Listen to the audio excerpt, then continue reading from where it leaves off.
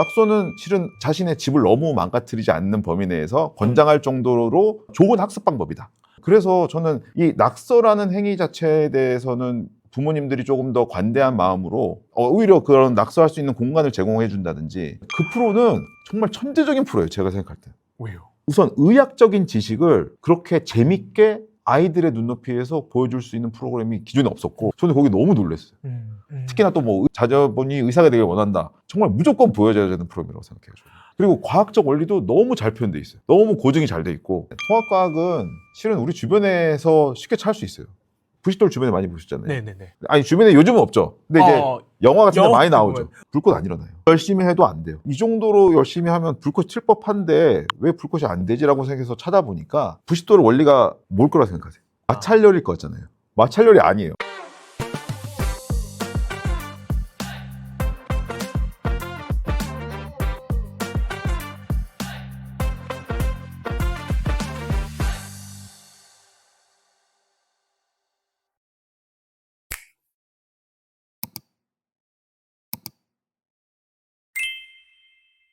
안녕하십니까. 실천할 수 있는 교육 인사이트만 드리는 가든 패밀리 브루스피디입니다. 여러분, 오늘의 가든 게스트는요, 어스플러스의 저자이신 이돌돌 작가님을 모셨습니다. 안녕하십니까? 네, 안녕하십니까. 작가님, 우리 시청자분들께 소개 한마디 부탁드려도 될까요? 예. 안녕하세요. 가든 패밀리 구독자 여러분. 저는 국내에서 자연과학을 공부하고 유학을 떠나 공학을 공부하고 돌아와 과학교육 콘텐츠 제작자 겸 작가를 하고 있는 이돌돌이라고 합니다. 두 아이의 아빠이기도 하고 두 아이의 아빠로서 최선을 다해 육아를 하고 있습니다. 오늘 귀한 시간 해주셔서 감사합니다. 네, 감사합니다. 작가님, 레오나르도 다빈치, 아인슈타인, 제가 정말 좋아하는 크리스토퍼 놀란, 이들의 공통점이 있다고 말씀해 주셨어요.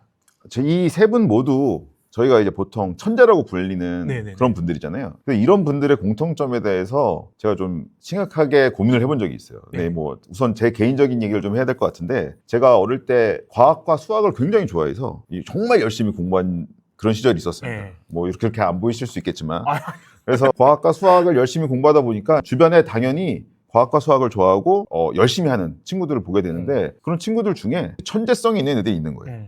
그런 천재성 있는 친구들을 만나게 되면 이제 느끼잖아요. 이 친구들은 이해하는 속도나 이거는 내가 넘을 수 없는 벽이 있다. 나도 열심히 공부를 하지만 이 친구들의 천재성을 따라가기에 좀 버겁구나. 네. 이런 생각을 많이 했죠. 그래서 이제 그때부터 제가 그런 천재적인 친구들한테 물어봤어요. 너는 어떻게 이렇게 이해력이 좋냐? 나 다 같이 처음 듣는 수업인데, 다 같이 처음 아는 그런 원리들인데, 이거 어떻게 너는 이렇게 빨리 이해하고 심지어 응용까지 할 수 있냐? 예를 시를 하나 드리자면, 수학의 정석 이런 것들 있잖아요. 그런 책을 이렇게 좀 빨리 하는 친구들이 있는데, 말도 안 되게 그걸 이해하는 친구들이 있어요. 네. 야, 이 친구들에 대해서 연구를 좀 해야겠다. 내가 이 친구들이 가지고 있는 강점이 뭔지 알아서 이것들 나의 것으로 만들 수 있으면 만들고, 아니면 최소한 이걸 좀 따라할 수 있게 노력을 해봐야겠다. 그래서 물어봤어요. 보통 이 천재적인 친구들이 뭐라고 그러냐면 그냥 이해가 되던데? 이런 식의 답이 나와요. 그쵸. 저도 물어봤는데 물어보는 저를 이해 못하더라고요. 그러니까요. 너는 왜 이게 안 돼? 약간 이런 식의 네. 포지션인 거예요. 그 중에서 몇몇이 저한테 힌트를 준 게 있어요. 몇몇이 뭐라 그러냐면, 나는 처음 보는 원리나 문제를 보면 머릿속에 그림이 그려져 라는 얘기를 하더라고요. 그래서 제가 이게 무언가 힌트가 될 것 같은데? 천재로 불리는 친구들이 가지고 있는 어떤 굉장히 큰 특성이 될 수 있을 것 같은데 라는 생각을 했어요. 네. 그래서 이거를 어떻게 내가 증명하지? 라고 고민을 하다가 역사적으로 정말 유명한 천재들이 정말 이런 비슷한 점이 있는지, 이게 매칭되는 능력이 있는지를 한번 확인해 보자. 레오나르도 다빈치, 뭐 미켈란젤로, 뭐 이런 사람들과 우선은 매칭을 해봤더니 정말 다빈치가 만들어 놓은 다빈치 노트에 보면 그림이 어마어마하게 많아요. 네, 이거부터 뭐 비행기부터 그 원리들을 항상 그림으로 만들어 놓는 거예요. 그래서 이 사람들이 왜 이렇게 그림을 많이 활용하지? 이 사람들은 과학자고, 물론 레오나르도 다빈치가 미술에도 엄청 조예가 깊은 분이었지만 그림을 어마어마하게 활용한다는 걸 이제 깨달은 게 된 거죠. 그래서 천재들이 가지고 있는 어떤 고유한 능력 중에 내가 모르는 어떤 원리나 문제를 봤을 때 이거를 머릿속의 상상력으로 이미지화 시킬 수 있는 능력이 있구나. 그래서 그거를 좀 증명을 해보려고 또 다른 사람들을 찾아봤더니, 제가 이제 크리스토퍼 놀란 감독의 인터스텔라라는 영화를 엄청나게 좋아하는데 인터스텔라를 보면 전 세계 사람들의 어떤 시각을 바꿔놓은 게 그 블랙홀 장면이 있잖아요. 그걸 시각화시켜 놓은 장면이 있잖아요. 네. 근데 그 전에 우리가 아는 블랙홀은 그렇게 구형이나 이런 거보다는 모두가 그냥 막연하게 무슨 구멍이 있는 것처럼 네. 거기로 무언가가 빨려 들어가는 것처럼 인식하고 있었지만 실은 그 크리스토퍼 놀란 감독과 그것을 도와주었던 과학자들이 같이 만들어낸 그 블랙홀의 이미지가 모든 세계의 모든 사람들의 블랙홀에 대한 이미지를 바꿔놓은 거예요. 그래서 천재들이 가지고 있는 가장 큰 특성 중에 하나는 네. 자신이 가지고 있는 고도의 상상력을 이용을 해서 우리가 모르는 원리나 문제들을 자신의 머릿속에 이미지화시켜서 그거를 보여주는 거예요. 우리가 뭔가를 이해한다라는 거를 생각해 보시면 네. 피디님께서는 그 유튜브를 하시잖아요. 네네. 그럼 유튜브를 제작한다라는 거를 이해하고 계시는 거잖아요. 네, 그쵸, 알고 있죠. 근데 그걸 안다는 거를 생각해 보시면 내가 뭘 하고 있는지 이미지를 떠올릴 수 있어요. 제가 이번에 어떤 썸네일을 만들고 어떤 인터뷰를 해야겠다 이런 것들을 제가 머릿속으로 그리죠. 그렇죠. 근데 미만 가수라고 만약에 얘기를 들어보시면 네. 이미지가 없죠. 없어요. 제가 여쭤보실까 봐 걱정했어. 없습니다. 근데 네. 저도 없어요. 네. 왜냐면 제가 이해를 못하니까요. 그러니까 이해한다는 개념은 머릿속에 시각화된다는 개념과 비슷한 학습 능력인 거죠. 아, 작가님. 제가 안 그래도 얼마 전에 그러니까 문해력 관련 인터뷰를 했는데 실제로 문해력, 인지력이 뛰어난 아이들은 어떤 것을 습득했을 때 그거를 실제로 시각화해서 그렇죠. 인지를 한다고 하더라고요. 진짜 여쭙고 싶습니다. 일상 속에서 어떻게 하면 이 시각화 능력 이런 것들을 훈련시켜주고 좀 높여줄 수 있을까요? 잘 생각해 보시면 아이들 스스로가 굉장히 많이 하고 있어요. 이미요? 예, 모든 아이들이 낙서하는 걸 좋아하죠. 근데 그 낙서는 아이들이 정말 몰입한 자기 세계에서 무언가를 표현해내고 있는 거예요. 자기가 상상하는 것들을 만들어내고 있는 거예요. 어른들이 보기에는 이게 의미 없는 획으로 보이겠지만 아이들은 분명히 무언가를 상상하고 그려내고 있는 거란 말이에요. 근데 그 낙서라는 행위 자체를 부모들이 굉장히 안 좋아하잖아요. 이 책에 이게 뭐냐. 그렇죠.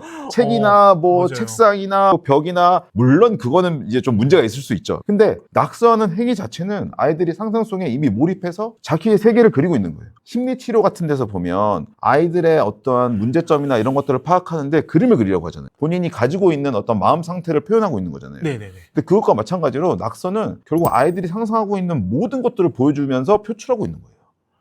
근데 이 낙서를 이제 막으면 아이들은 자기 상상을 이어갈 수 없겠죠. 제가 어릴 때 낙서를 엄청나게 많이 했었거든요. 근데 저는 이제 부모님한테 혼나기 싫어서 부모님한테 큰 종이를 사달라고 그랬어요. 아, 전지 같은 예, 거? 엄청 큰 전지를 사달라. 근데 부모님이 그래서 이만큼 이렇게 전지를 사주시면 그 전지 바닥에 깔고 뭐 로봇도 그리고 뭐 우주선도 그리고 그냥 의미 없는 그림이라도 항상 뭘 그리고 있었어요. 근데 제가 지금 생각해보면 그 행위가 컨텐츠 제작자로서 하고 있는 모든 것의 근간이에요. 그때 상상했던 것들을 지금까지도 끌고 와가지고 아, 나 이거 정말 하고 싶다. 이걸 정말 이미지화 시키고 싶다. 이걸 정말 전달하고 싶다. 내가 낙서했던 것에서 어떤 힌트를 얻은 것들을 보여주고 싶다. 이런 그 어릴 때 가졌던 상상력을 쭉 이어올 수 있는 굉장히 큰 힘이 된 거죠.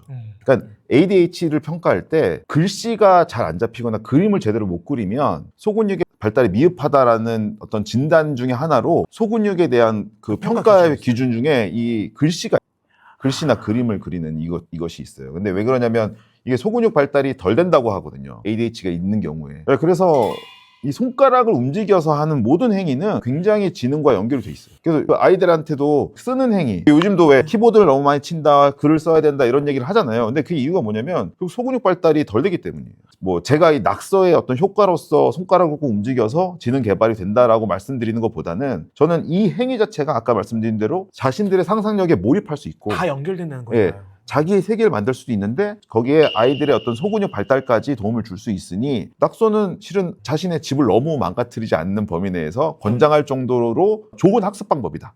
그리고 아이들이 낙서할 때 보시면 엄청 몰입해 있어요. 자기가 자기 세계에 빠져서 집중하고 있는 것들을 부모들이 막으면 긴 호흡으로 갈 수 있는 집중력도 발달시키는 걸 저해하는 그런 행위가 될 수 있는 거죠. 생각해보니까 낙서는 진짜 집중해서 하잖아요. 낙서를 대충 하는 사람은 없잖아요. 그러니까요. 대충 할 거면 공부를 했지. 그렇죠, 그렇죠. 진짜 그러네요. 그래서 저는 이 낙서라는 행위 자체에 대해서는 부모님들이 조금 더 관대한 마음으로 오히려 그런 낙서할 수 있는 공간을 제공해 준다든지 그런 방법을 통해서 그냥 낙서하고 있는 아이들에게 자기 세계에 빠져서 자기 세계를 표출하고 있구나. 이런 걸로 인식해 주셨으면 좋지 않을까.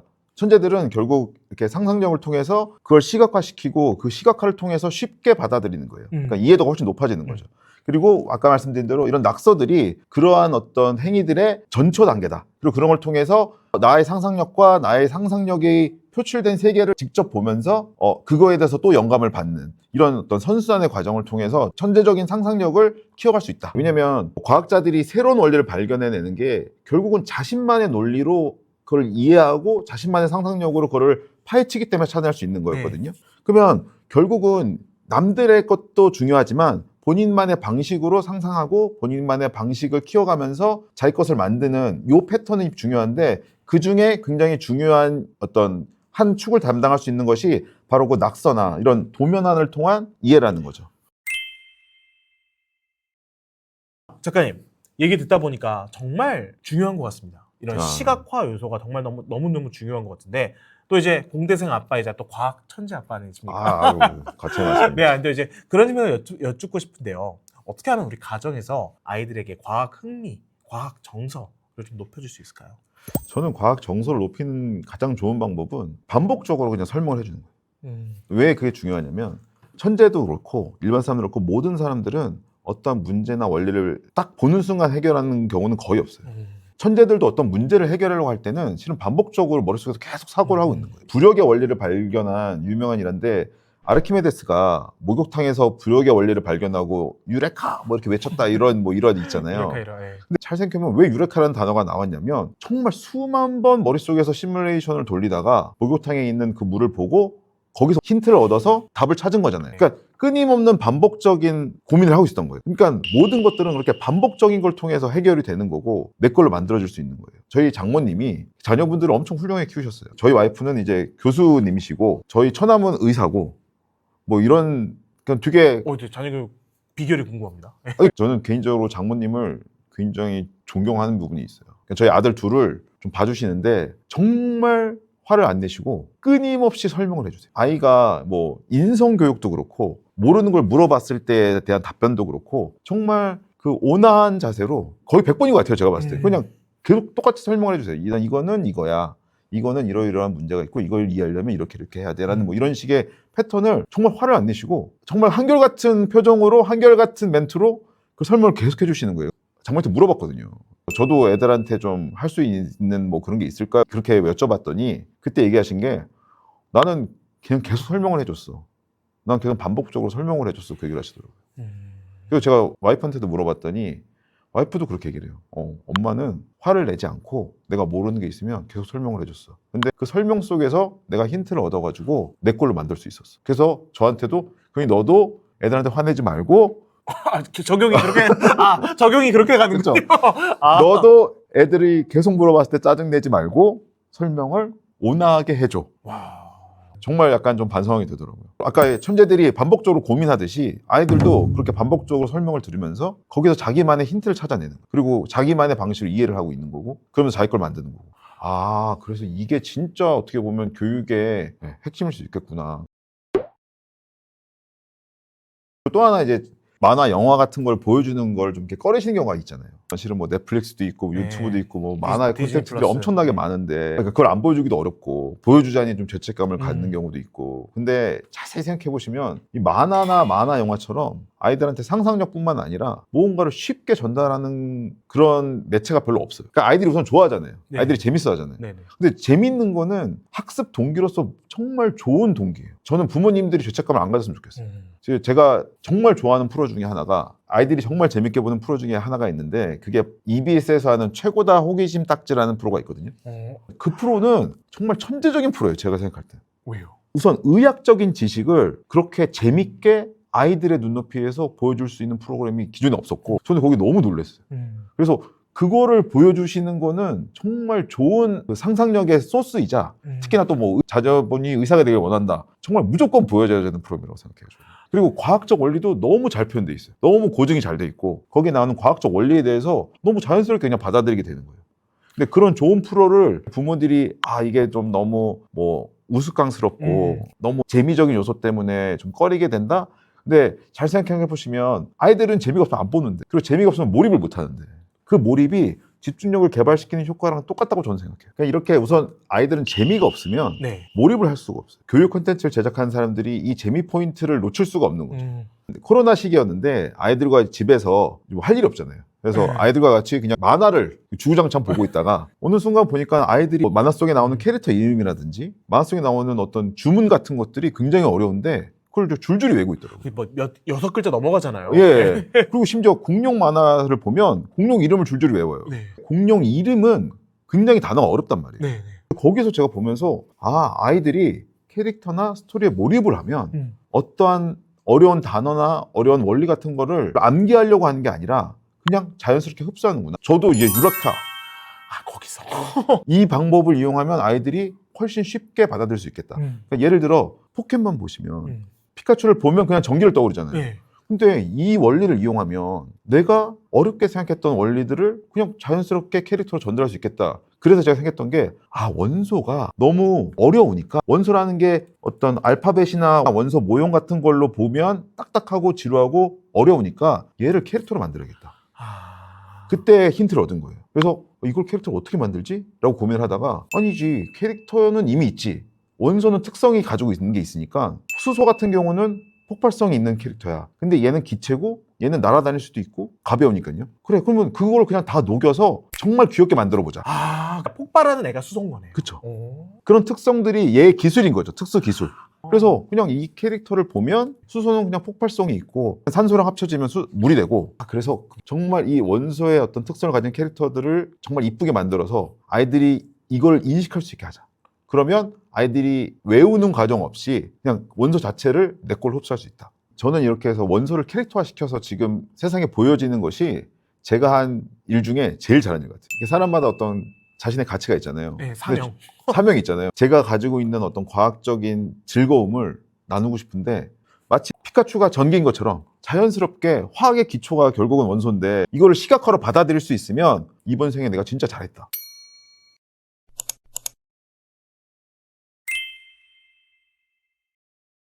사실 2028년에 통합과학이 좀 도입이 된다고 해서 여기저기서 궁금해하시는 학부모님들도 많더라고요. 그런 측면에서 일상 속에서 이런 대화와 이런 요소를 통해서 아예 과학 정서를 높여줄 수 있고 좀 멀리 봤을 때는 통합과학적인 측면도 재미있게 접근할 수 있다. 통합과학은 실은 우리 주변에서 쉽게 찾을 수 있어요. 과학은 원래 모든 게 연결돼 있거든요. 네. 물리, 화학, 생명과학, 지구과학 이렇게 따로 나눠놓지만 실제로 봤을 때 모든 것은 다 연결돼 있고 거의 하나에 가까워요. 근데 오히려 이거를 나눠놨던 게 부자연스러울 정도로 뭐 예를 들어 부싯돌 주변에 많이 보셨잖아요. 네네네. 아니 주변에 요즘은 없죠. 근데 이제 영화 같은 데 많이 나오죠. 무인도 같은 데 가면 예. 사람들이 다 어떻게든 찾아서 하잖아요. 진짜 궁금해요. 그거 돼요? 그래서 실제로 제가 그걸 해보려고 돌 2개 주워서 해봤는데 불꽃 안 일어나요. 열심히 해도 안 돼요. 근데 제가 그래서 궁금해가지고 이 정도로 열심히 하면 불꽃 칠 법한데 왜 불꽃이 안 되지라고 생각해서 찾아보니까 부싯돌의 원리가 뭘 거라 생각하세요? 마찰? 막 세게 하면 열이 나니까. 마찰열일 것 같잖아요. 마찰열이 아니에요. 마찰열은 아주 작은 요소고 부싯돌에처럼 불을 일으키려면 실은 철이 포함되어 있는 암석이 필요해요. 왜냐하면 실제로 불꽃을 만들어내려면 이 인간의 힘으로 이 철이 들어간 암석이 갈리면서 이렇게 미세한 입자로 나오면 거기에 약간의 마찰력과 이 산소랑 결합되는 순간 불꽃이 튀는 거예요. 그게 결국은 물리, 화학이 다 들어가 있잖아요. 네.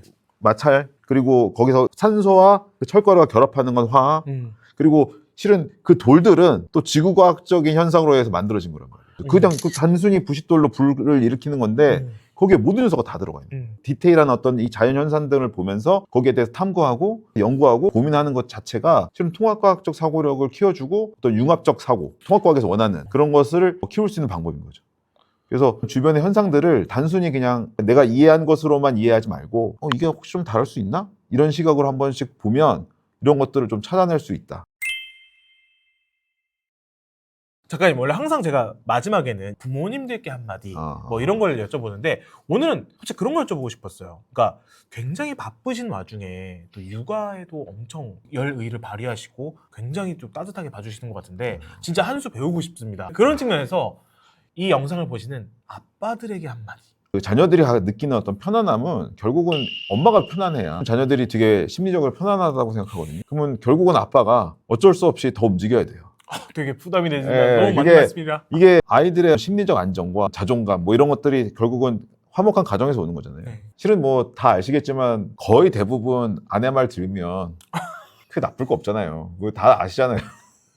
왜냐면 저도 아내 말을 들었을 때 실은 크게 뭐 잘못된 게 없어요. 뭐 대부분 이득이 되면 됐지. 근데 제가 아내의 반항을 한다거나 아내 이제 몰래 뭘 저지른다거나 이러면 대부분 좀 결과가 뭐 안 좋을 수 있죠. 예. 그리고 이제 크게 혼나죠.